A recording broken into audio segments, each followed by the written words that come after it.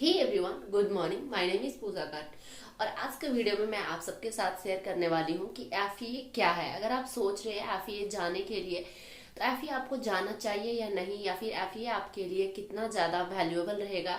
और दूसरी बात, एफईए का कॉस्ट क्या है, इसका कोर्स ड्यूरेशन क्या है, इसमें क्या क्या पढ़ाई होता है, ये सारी चीज़ मैं आप सबके साथ आज शेयर करने वाली हूँ।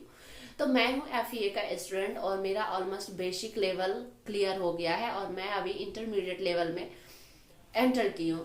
अब मैं आपको थोड़ी देर में बताऊंगी कि ये बेसिक लेवल क्या है, इंटरमीडिएट लेवल क्या है। उससे पहले मैं आपको बताना चाहूंगी कि एफईए का फुल फॉर्म क्या होता है। तो फ्रेंड्स, एफईए का फुल फॉर्म होता है फ्रीडम एम्प्लॉयबिलिटी एकेडमी। इससे पहले ये एक फ्रीडम इंग्लिश एकेडमी था। आई थिंक, मुझे पहले के बारे में उतना नॉलेज नहीं है, बट फिर भी जितना नॉलेज है मैं आप सबके साथ शेयर करना चाहूंगी। पहले ये एक इंग्लिश एकेडमी था जहाँ पे इंग्लिश सिखाया जाता था, बट अभी क्या है, ये इंग्लिश नहीं है, ये एम्प्लॉयबिलिटी एकेडमी है। अब दूसरी बात ये आती है, यहाँ पे एम्प्लॉयबिलिटी एकेडमी है तो यहाँ पे क्या टीच किया जाता है। तो यहाँ पे आपको बहुत सारे सॉफ्ट स्किल और लैंग्वेज स्किल सब पढ़ने को मिलेगा। सॉफ्ट स्किल क्या है और लैंग्वेज स्किल क्या है। लैंग्वेज स्किल ये हुआ कि आपका इंग्लिश लैंग्वेज इम्प्रूव होगा, और सॉफ्ट स्किल ये है कि आपका पर्सनालिटी डेवलपमेंट में आपको वो चीज़ हेल्प करेगा। अगर आप कहीं पे जॉब करना चाहते हैं, बहुत सारे लोग ऐसे होते हैं जो कि जॉब करना चाहते हैं और जॉब में जब इंटरव्यू देने के लिए जाते हैं तो वो डिस्क्वालीफाई हो जाते हैं, क्योंकि उनमें बहुत सारे सॉफ्ट स्किल का जो है होता है, कमी होता है। जैसे लाउडली बोल नहीं सकते हैं, हम किसी से कम्युनिकेट कर रहे हैं तो हमें इतना तेज बोलना चाहिए कि सामने वाला हमारा स्पीच या फिर हमारा कन्वर्सेशन सुन सके। बट कई लोग कैसे होते हैं कि बहुत स्लो बोलते हैं, जिसकी वजह से सामने वाला सुन नहीं पाता है सही से। तो ये एक सॉफ्ट स्किल हुआ। दूसरी बात, हम में पोलाइटनेस नहीं होता है। बहुत सारे ऐसे लोग होते हैं, बहुत इंटेलिजेंट होते हैं, बहुत साफ होते हैं, हर चीज मतलब इंटेलिजेंसी भरा होता है, बट क्या होता है कि पोलाइट नहीं होता है, डिसिप्लिन उनमें नहीं होता है। किस तरह से हमें किससे, सपोज आप बॉस है तो इम्प्लॉय से कैसे बात करना चाहिए, या फिर इम्प्लॉय है तो बॉस से कैसे बात करना चाहिए, ये चीज का नॉलेज बहुत सारे लोग में नहीं होता है, जिसकी वजह से क्या होता है, जॉब से या तो हटना पड़ता है या फिर बहुत सारे प्रॉब्लम फेस करना पड़ता है। तो ये पोलाइटनेस हो गया, डिसिप्लिन हो गया, पंचुअलिटी क्या होता है। आप अगर सपोज हॉस्पिटल में जॉब कर रहे हैं, आपको टाइम पे जाना चाहिए, हॉस्पिटल नहीं जाना चाहिए। जाने से क्या होगा, नहीं जाने से क्या होगा। सपोज कोई डॉक्टर हॉस्पिटल लेट जाता है तो वहां पे पेशेंट, अगर कोई सीरियस पेशेंट है तो उसका जान भी जा सकता है। इसका मतलब ये हुआ कि पंचुअलिटी, टाइम, आपको हमेशा अपने टाइम के अकॉर्डिंग जाना चाहिए, टाइम को मैनेज करना सीखना चाहिए। दूसरी बात, अगर आप टाइम को सही से यूटिलाइज कर रहे हैं तो इन फ्यूचर आप एक सक्सेसफुल पर्सन बन सकते हैं।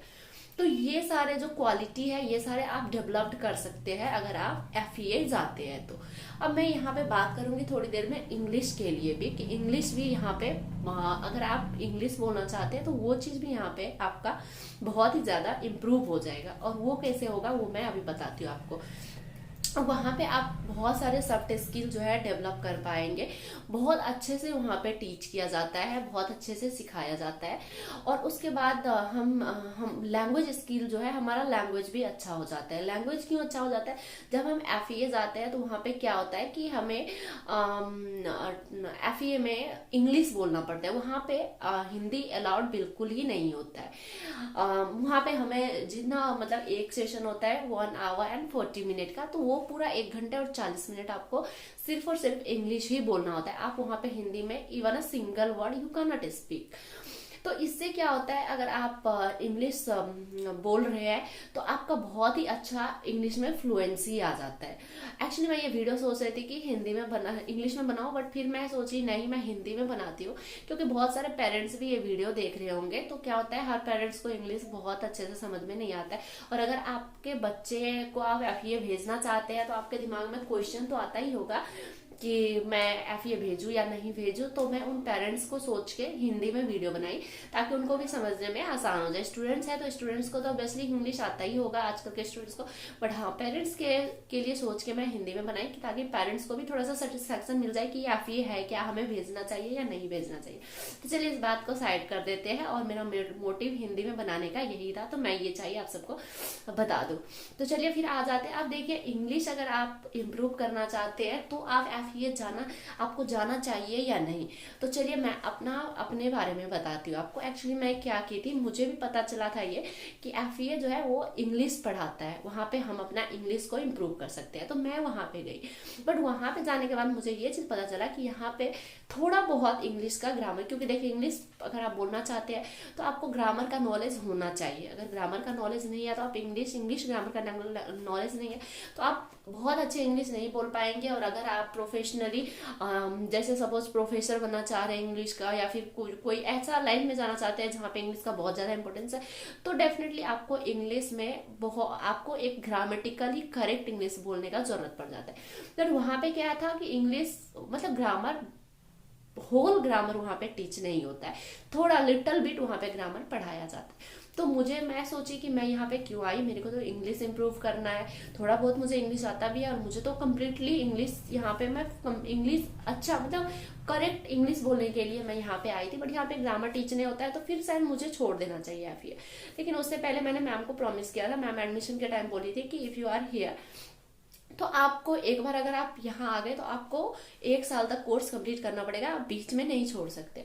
और मैंने प्रॉमिस किया था कि ठीक है मैम मैं 1 साल तक रहूंगी, क्योंकि उस वक्त मुझे पता नहीं था कि यहाँ पे प्रॉपर ग्रामर टीच नहीं होता है। फिर मैं प्रॉमिस की थी और बाद में मुझे पता चला कि यहाँ पे प्रॉपर ग्रामर टीच नहीं किया जाता है। तो मैं आई वॉज जस्ट रिग्रेटिंग कि मैंने क्यों FEA ज्वाइन की।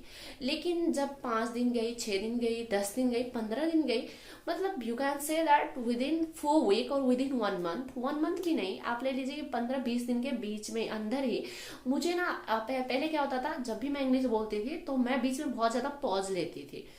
और वहाँ पे क्या था, मैं इंग्लिश बोलती थी, क्लास में स्टूडेंट्स अब भी देखिए, आप भी अगर FEA जा रहे हैं तो वहाँ पे बहुत सारे बच्चे होंगे, वहाँ पे सब कोई हिंदी बोलता है, कोई इंग्लिश। जब मैम नहीं रहती है तो मैम के प्रेजेंस में तो हर कोई इंग्लिश ही बोलता है। लेकिन जैसे 10 मिनट पहले गए आप क्लास, वहाँ पे बहुत सारे बच्चे, तो आप इंग्लिश बोलिए वहाँ पे, इससे क्या होगा आपका इंग्लिश में फ्लुएंसी आएगा। अगर आप बोलेंगे नहीं तो फिर आपका फ्लुएंसी आएगा कहाँ से। तो मैं वहाँ पे क्या करती थी, मैं कभी हिंदी नहीं बोलती थी। कुछ स्टूडेंट्स ऐसे भी है जो कि हिंदी बोल लेते हैं मैम के एब्सेंस में, बट मैं नहीं बोलती थी मैम के एब्सेंस में भी। और उसके बाद मैं क्या करती थी, मैं घर में जैसे मैं खाना बना रही हूँ तो कुछ भी स्पीच दे रही हूँ, खुद से ही बना रही हूँ कि चलो कल क्या हुआ, ये सारी चीज मैं एक बार रिवाइज कर लेती हूँ, but I was speaking in English. चलो काऊ के बारे में बोल लेते हैं 10-20 सेंटेंस या फिर 5 मिनट बोल लेते हैं काऊ के बारे में। Cow is a domestic animal, cow has 4 cow has 2 years.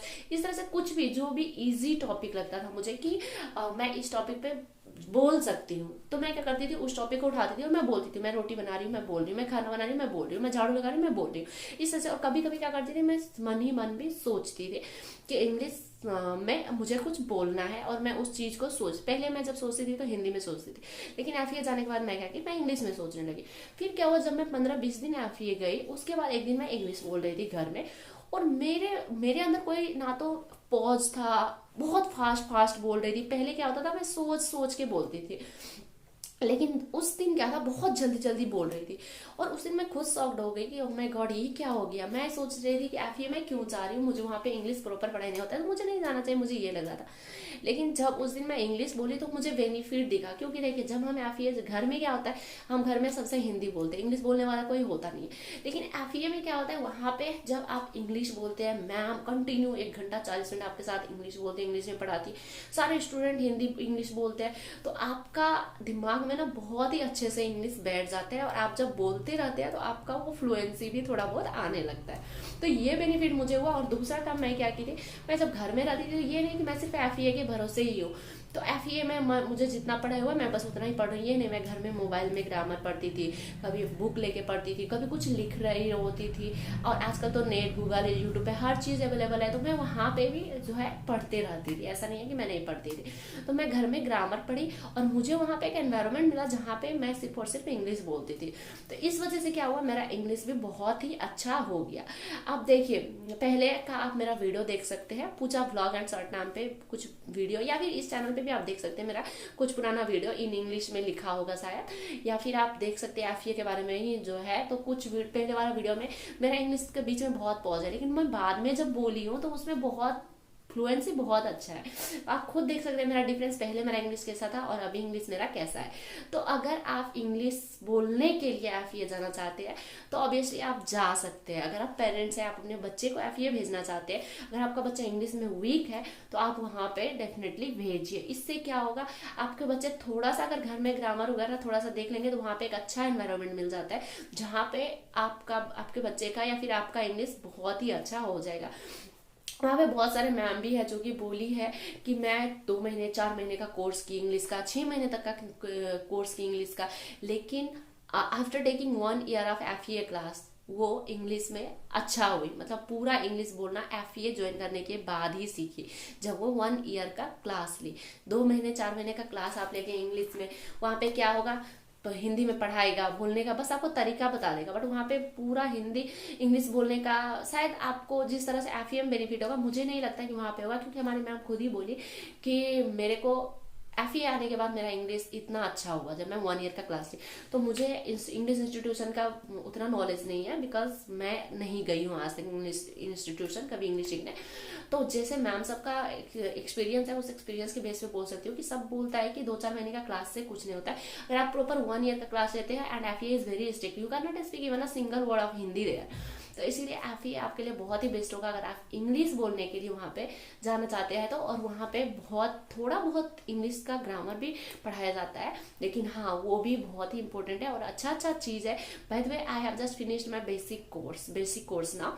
तो बेसिक कोर्स ही मेरा मतलब बेसिक लेवल ही मेरा गया है, अभी मैं जस्ट इंटरमीडिएट लेवल में गई हूँ। तो इंटरमीडिएट लेवल में तो मुझे लगता है और ज़्यादा ग्रामर पढ़ाई होगा, या फिर एडवांस लेवल में भी कुछ ग्रामर है, टेंस वगैरह भी है। तो अब देखिए सिर्फ और सिर्फ ग्रामर ही दिमाग में नहीं घुसाता है, थोड़ा बहुत ग्रामर टीच होता है वहाँ पे जितना आपको जरूरत है उतना, अब बहुत ज्यादा नहीं है, थोड़ा है तो थोड़ा भी आपके लिए बहुत ही ज्यादा बेनिफिशियल है।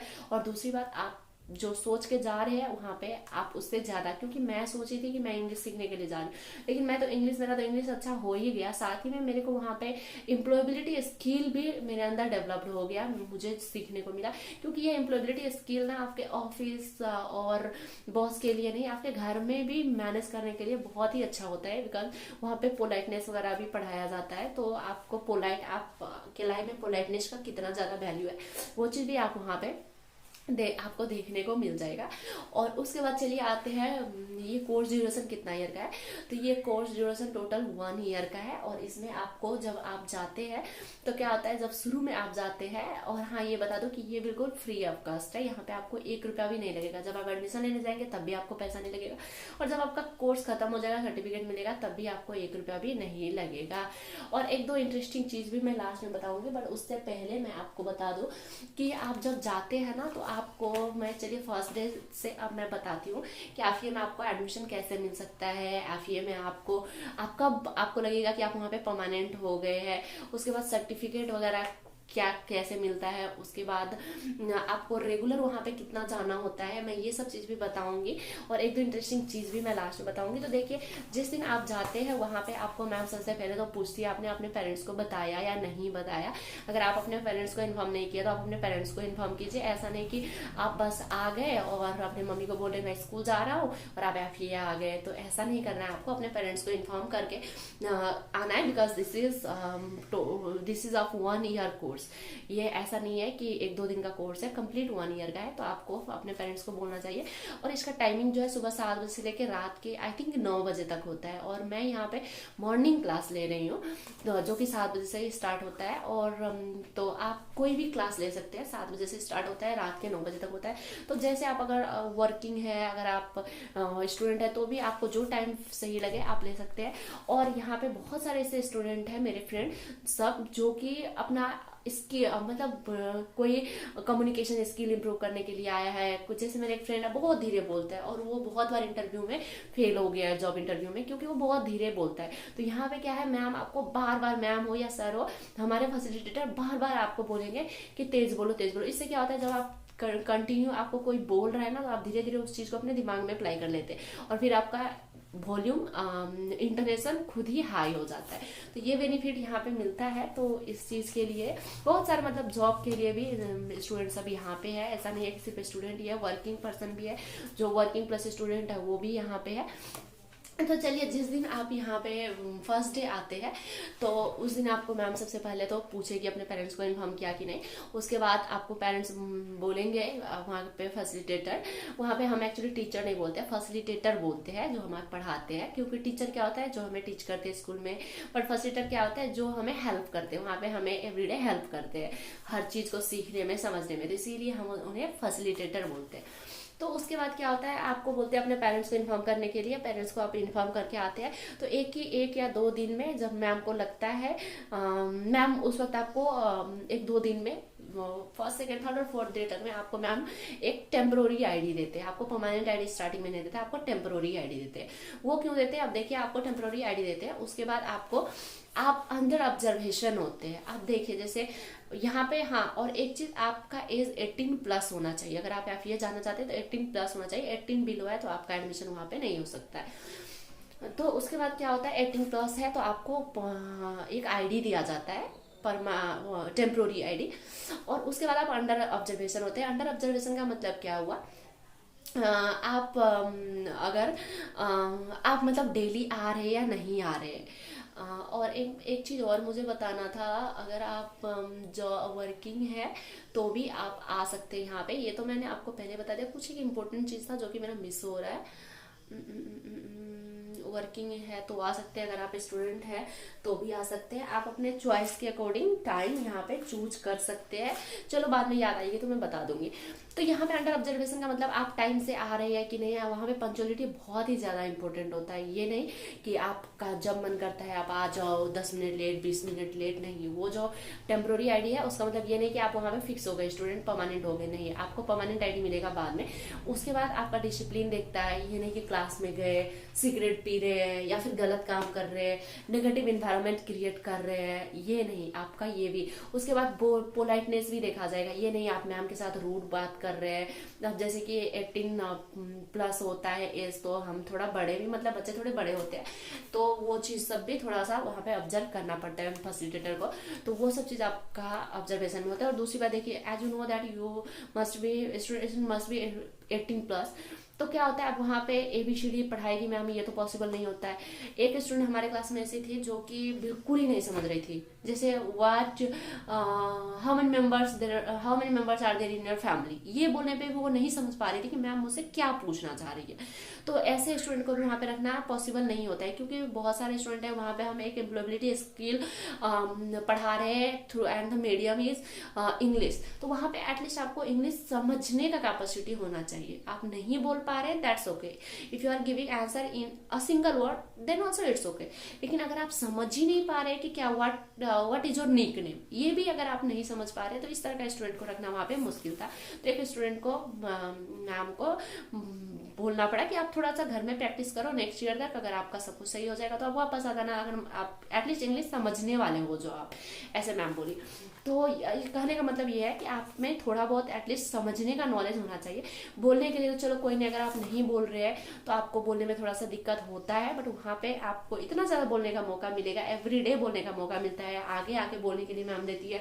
हर स्टूडेंट को एवरीडे कुछ ना कुछ बोलना पड़ता है क्लास में, जिसकी वजह से इंग्लिश भी अच्छा हो जाता है और फिर यहाँ पे एम्प्लॉयबिलिटी स्किल भी डेवलप हो जाती है। क्योंकि हम क्या होता है ना, घर में तो बहुत बोलते हैं, शेर के जैसे बोलते हैं, लेकिन जब कहीं ऑफिस में 10 एम्प्लॉय 10 बॉस के साथ बैठे होते हैं तो हमारे मुंह से बोल ही नहीं निकलता है, बोलती बंद हो जाते हैं। तो वहाँ पे आपको इतना अच्छा बोलने का मौका मिलता है कि आपका वो बोलने का वो चीज़ वो हो जाता है, इम्प्रूव हो जाता है। और मैं अपना एक स्टोरी बता रही हूँ। मैं यूट्यूब पे एक्टिंग करती थी। पहले क्या होता था, मैं अकेले में एक्टिंग करती थी। जब भी किसी के साथ एक्टिंग करती थी ना तो मैं ना हंस देती थी, क्योंकि ना हेजिटेशन, ड्यू टू हेजिटेशन आप बोल सकते हैं। लेकिन वहाँ पे सबके सामने इतना ज़्यादा मैं बोलने के लिए दी, इतना ज़्यादा मुझे मौका मिला कि वो क्या हुआ, मेरा हेजिटेशन खत्म हो गया। Now I can act in a public place as well.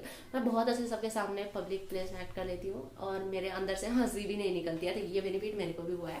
तो कहने का मतलब ये था कि एटलीस्ट आपके अंदर इतना नॉलेज होना चाहिए कि मैम क्या बोल रही है, ये चीज़ समझ सको। और दूसरी बात, डिसिप्लिन, पोलाइटनेस, पंचुअलिटी हो गया। और वहाँ पे आपको मतलब एक स्टूडेंट के जैसे बिहेव करना पड़ेगा। वहाँ पे एक अच्छा, not only student, a good student जैसे बिहेव करना पड़ेगा। और ये सारे क्वालिटी अगर आपके अंदर है तो मैम उसके बाद कुछ ही दिन बाद आपको देगी एक परमानेंट आईडी। और एक बैच में सिर्फ 22 स्टूडेंट ही हो सकता है, 22 से ज़्यादा स्टूडेंट नहीं हो सकता है। 22 स्टूडेंट होता है एक सेशन में। और जो भी अच्छा अच्छा स्टूडेंट होता है, ये सारे क्वालिटीज जिसमें मैम को दिखता है उनको मैम वहाँ पे एडमिशन देती है, बाकी को कर देती है बाय बाय एंड टाटा। तो बहुत सारे स्टूडेंट सेलेक्ट हो जाते हैं, और अगर नहीं हुआ तो दूसरा तीसरा बैच ज्वाइन करने के लिए बोलते हैं। कुछ स्टूडेंट को रिक्वेस्ट की थी हमारे बैच में भी, और अगर दूसरा तीसरा ले रहे तो ठीक है, अगर नहीं तो 22 से ज़्यादा को मैम इनरोल नहीं कर सकती है ये। लेकिन स्टूडेंट पोलाइटली दूसरे तीसरे उसमें चले जाते हैं, ये नहीं कि नहीं जाते हैं। जो सेशन लगता है कि ईजी है, बट किसी को है ऑफिस आना है 8 बजे, तो 7 बजे का ही ऑफिस क्लास लेना है, सपोज 9 बजे ऑफिस आना है, तो ऐसे स्टूडेंट को फर्स्ट सेशन में ही मैम ने रखा था, हमारे में ऐसा हुआ था। उसके बाद आपको मिल गया परमानेंट आईडी, और आप वहाँ पे हो गए एक फिक्स स्टूडेंट।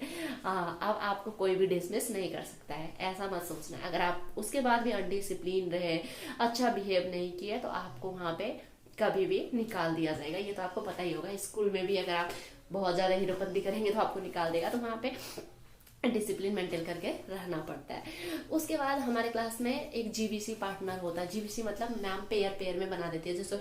जैसे मेरा अभी जीबीसी पार्टनर, जीबीसी मतलब होता है ग्रुप बॉन्डिंग सेरेमनी होता है, उसमें आपको एक पेयर बना दिया जाता है। पेपर में नाम लिख के लेती है मैम, और रैंडमली मैम 2 पेपर उठाती है, और जैसे मेरा नाम आया पूजा मनीष, तो वहाँ पे मैम क्या करेगी, पूजा मनीष जीबीसी पार्टनर हो गया। और इस जीबीसी पार्टनर बनाने का मोटिव ये होता है मैम का कि आप अपने जो पेयर है उनको मोटिवेट करो कि डेली आओ डेली आओ। और दूसरी बात, जो डेली आता है, जैसे ये बुक 1 है और इसमें टोटल 45 लेसन है, तो ये 45 लेसन के बाद क्या होता है, एक रिजल्ट सुनाती है मैम कि कौन कौन डेली प्रेजेंट है, और जो भी जिसका पेयर डेली प्रेजेंट है उसका फोटो फेम ऑफ हॉल में चिपकाने का मौका मिलता है। तो फेम ऑफ हॉल क्या होता है, वहाँ पे आप अपना फोटो चिपका सकते हैं अपने पेयर के साथ। लेकिन हाँ, जो आपके जीवीसी पार्टनर बने हैं, जैसे आपके मेरा फ्रेंड सपोज मनीष है, तो हम दोनों को डेली वहाँ पे प्रेजेंट होना पड़ेगा क्लास में। अगर आप डेली प्रेजेंट नहीं हुए हैं तो उस फेम ऑफ हॉल में आप फोटो नहीं चिपका सकते। सपोज मैं एब्सेंट हो गई या फिर मेरा पार्टनर एब्सेंट हो गया, तो वो फोटो नहीं चिपका सकते, हम दोनों ही को ही प्रेजेंट होना पड़ेगा। लेकिन कोई नहीं, लाइफ में कोई अप्स एंड डाउन्स आते रहते हैं। अगर सीरियस प्रॉब्लम है तो नहीं जाओ, नहीं तो डेली जाओ, तो आपका फोटो आएगा। और अगर आप 100% अटेंडेंस किए हैं पूरा 1 साल तक में, एक दिन भी एब्सेंट नहीं हुए हैं, तो आपका एग्जाम्पल दिया जाता है कि ये स्टूडेंट पूरा साल में एक दिन एब्सेंट नहीं हुई। लेकिन हाँ, यहाँ पे आपको अटेंडेंस मेंटेन करने का एक बहुत अच्छा सोल्यूशन मिल जाता है, क्योंकि आप अगर अपना सेशन नहीं लिया तो दूसरा सेशन ले लो, तीसरा सेशन ले लो, चौथा सेशन ले लो। जब आपको फ्री टाइम मिलता है आप कोई सेशन ले, मतलब हर सेशन तो नहीं, जिसमें जैसे आप बेसिक का हो तो बेसिक वाला ले लो, या फिर चलो इंटरमीडिएट में है तो भी बेसिक वाला ले लो। इस तरह से मैम थोड़ा कोऑपरेट कर देती है, तो आप अटेंडेंस मेंटेन कर सकते हैं। लेकिन मैं इस बार मेरा फोटो नहीं चिपका, क्योंकि मैं वहाँ पे 2 दिन लीव ले ली थी, बिकॉज मेरे इस रिस्ट में इतना ज़्यादा पेन था इस विंटर में कि मुझे इतना सारा मेडिसिन लेना पड़ा, डॉक्टर के पास जाना पड़ा, ये बिल्कुल ही वॉक नहीं कर रहा था। तो इस वजह से फिर मैं नहीं जा सकी, क्योंकि कुछ ज़्यादा ही प्रॉब्लम था मुझे भी। लेकिन इस बार बुक 2 में मैं सोच रही हूँ मेरा भी नाम आए, बट हु नोज कल क्या हो जाए। अगर कुछ प्रॉब्लम नहीं हुआ तो मैं तो अब डेली जाऊंगी, मैं छुट्टी लेने का नहीं सोच रही हूँ। तो इस तरह से जीबीसी होता है, और उसके बाद आप यहाँ पे फिक्स हो जाता है। और दूसरी बात आता है आपका, चलिए लास्ट में मैं बताती हूँ सर्टिफिकेट के बारे में। तो इंटरेस्टिंग चीज़ एक ये है, अगर आप सर्टिफिकेट, अगर आप बहुत अच्छे हैं, पढ़ने में भी अच्छे हैं, हर चीज़ आपका अच्छा है, सब चीज़ अच्छा है, डिसिप्लिन अच्छा है, पोलाइटनेस वगैरह सब कुछ अच्छा है, इंग्लिश अच्छा है, ग्रामर अच्छा है, हर चीज़ आपका आप में बेस्ट है, तो क्या होता है लास्ट में आपको सर्टिफिकेट मिलता है। और 2 सर्टिफिकेट ऐसे मिलता है, 2 स्टूडेंट को डिस्टिंक्शन वाला, 3 स्टूडेंट को ऑनर वाला, और बाकी सारे को नॉर्मल। तो सर्टिफिकेट ऑफ डिस्टिंक्शन किसको मिलेगा, सर्टिफिकेट ऑफ ऑनर किसको मिलेगा, और नॉर्मल सर्टिफिकेट किसको मिलता है, मैं ये बताती हूँ। मुझे उतना ज़्यादा नॉलेज नहीं है, लेकिन मैंने जितना गूगल पे सर्च करी उसके अकॉर्डिंग मैं बता रही हूँ, और थोड़ा बहुत मुझे मैम से भी सुनने को मिला है। तो डिस्टिंक्शन ऑफ सर्टिफिकेट उसको मिलेगा जिसका 90% अटेंडेंस है, और उसके बाद हर चीज़ अच्छा है, ठीक है, डिसिप्लिन वगैरह, पढ़ाई, हर चीज़ मतलब देखा जाएगा, नोट वगैरह बनाने के लिए बोलती है, वो सब भी अगर अच्छा है तो उसको डिस्टिंक्शन, सर्टिफिकेट ऑफ डिस्टिंक्शन मिलता है। और ऑनर हो गया, आई थिंक 80% अटेंडेंस होना चाहिए। उसके बाद थोड़ा बहुत, मतलब डिस्टिंक्शन वाले से थोड़ा अगर आप कम है तो, और बाकी जो नॉर्मल है, कभी गए कभी नहीं, या फिर चलो पढ़ने में थोड़ा वीक है, ठीक ठाक है, तो इस तरह के स्टूडेंट को नॉर्मल मिलता है। लेकिन अगर डिस्टिंक्शन सर्टिफिकेट और डिस्टिंक्शन चाहिए तो 90% अटेंडेंस होना चाहिए। मतलब 100 दिन में आपको 90 दिन वहाँ पे जाना पड़ेगा, सिर्फ 10 दिन एब्सेंट होना पड़ेगा। मतलब एवरेज में बता, मैं 100% बता रही हूँ, एग्जाम्पल दे रही हूँ। 1 साल का कोर्स है तो उसका 90% आपको जाना पड़ेगा। ये नहीं कि 2 महीना नहीं गए, 3 महीने नहीं गए, तो ऐसा नहीं करना है आपको। वहाँ पे आपको 90% अटेंडेंस वहाँ पे बनाना है। उसके बाद आपको डिस्टिंक्शन ऑफ सर्टिफिकेट मिलता है। अगर आप में सब चीज़ ऐसी अटेंडेंस ही मैटर नहीं करता है, हर चीज़, आप पढ़ने में अच्छे हो, आपका डिसिप्लिन अच्छा है, आप वहाँ पे एक पॉजिटिव इन्वायरमेंट क्रिएट कर रहे हो।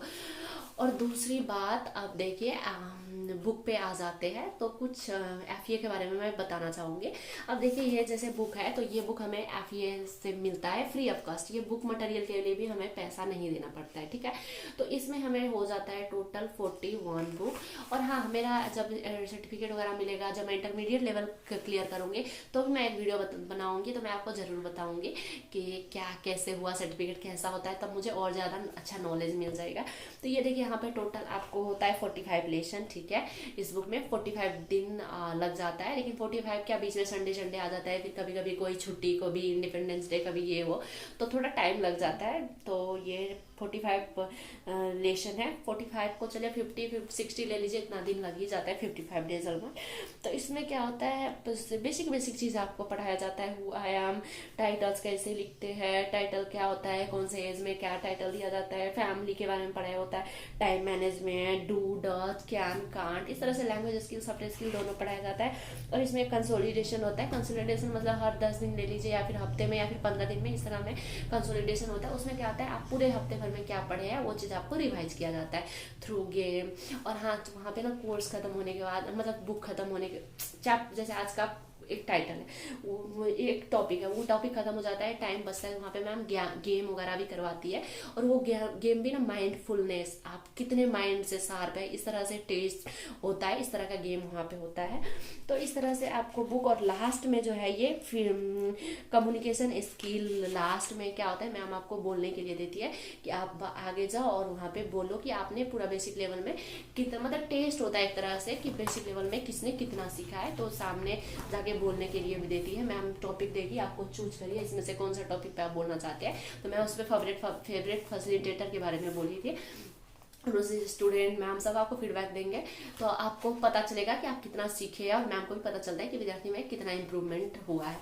तो शायद ये मार्क्स भी फाइनल में ऐड होता है या क्या, मुझे उतना नहीं पता, लेकिन कुछ मैम लिख रही थी। इसका मतलब इसमें भी थोड़ा बहुत पॉइंट मिलता है जो कि फाइनल में देखा जाता है। तो बुक 1 कंप्लीट होने के बाद ये होता है, आपका एक टेस्ट दिया जाता है, बोलने के लिए दिया जाता है, टॉपिक देता है, आप चूज कीजिए, उसमें से रैंडमली बोलिए, रैपिड फायर, अचानक आपको बोलना पड़ता है। ये नहीं कि आप पहले से सोच के बैठे हैं, 2 दिन से तैयारी की है, ये नहीं, आपको दिया जाएगा, फिर आप सामने जाके बोलिए, या फिर 5 मिनट आपको सोचने का मौका मिलेगा। जैसे मैं बोल रही हूँ तो आप सोच रहे हैं, फिर आप बोल रहे हैं तो दूसरा कोई सोचेगा। क्योंकि मैम क्या करती है, जैसे मैं बोल रही थी तो एक स्टूडेंट को टॉपिक दे देती है, जो मेरे बाद बोलने वाली उसको टॉपिक दे देती है कि देख लो तुम कौन सा टॉपिक पे बोल रही हो। तो वो उस टॉपिक को पहले से जो है देख लेता है और वो सोचते रहता है। फिर वो बोलती है, उससे पहले तीसरे को टॉपिक दे देता है, तुम कौन सा टॉपिक पे बोलोगी देख लो।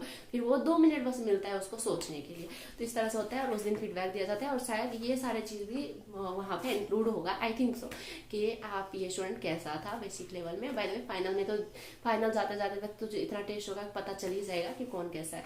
उसके बाद दूसरी बात इसमें क्या, देखिए इसमें ना गैप होता है, फिल इन द ब्लैंक जैसे नहीं होता है। इस बुक में आपको नोट नहीं भी बनाएंगे तो चलेगा, क्योंकि यहाँ पे गैप होता है, आप इस बुक में लिख सकते हैं, ठीक है।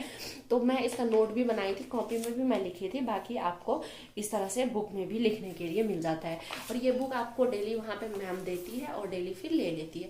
तो बुक मॉनिटर वहाँ पे कॉप बनाए जाते हैं, जैसे कोई डिसिप्लिन कॉप है, जो जैसे कोई बुक मॉनिटर है, जैसे कोई फुल सेंटेंस कॉप है। जैसे फुल सेंटेंस कॉप कोई है तो वो क्या करेगा, जैसे मैम मुझसे कुछ पूछी, मैं एक वर्ड में आंसर दे दी। जैसे मैम पूछी व्हाट इज योर नेम, मैं बोलूंगी पूजा कर, तो वो जो फुल सेंटेंस कॉप है वो मुझे रिक्वेस्ट करेगी कि please speak in full sentence, my name is Pooja कर। तो इस तरह से कॉप बनाया जाता है। तो हर कॉप का अपना अपना एक काम होता है।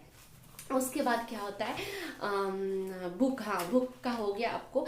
ये बुक क्या होता है, जब आपका पूरा ये बुक कंप्लीट हो जाता है, बुक 1, ये बेसिक लेवल का बुक है, ये बेसिक लेवल आपका कंप्लीट हो गया, आप इंटरमीडिएट लेवल में गए तो ये बुक आपको दे दिया जाता है, और ये बुक मुझे मिल गया। उसके बाद आता है इंटरमीडिएट लेवल, जिसमें मैं हूँ, और उसमें मिलता है बुक 2। इंटरमीडिएट लेवल में 2 बुक होता है, और उसमें एक बुक में है 100 चैप्टर लगभग होता है, या फिर 110 चैप्टर ले लीजिए, इतना चैप्टर होता है। और अब बुक 3 में कितना होगा वो मुझे नहीं पता। तो अभी बुक 2 हमारा चल रहा है जो कि इंटरमीडिएट लेवल होता है। और वो बुक क्या होता है, आपको इस तरह से लिखने के लिए उसमें नहीं होता है, उसके लिए आपको एक प्रॉपर नोट बनाना पड़ता है। और वो बुक क्या होता है, हमें मैम देती है पढ़ने के लिए, उसके बाद वो बुक फिर ले लेती है।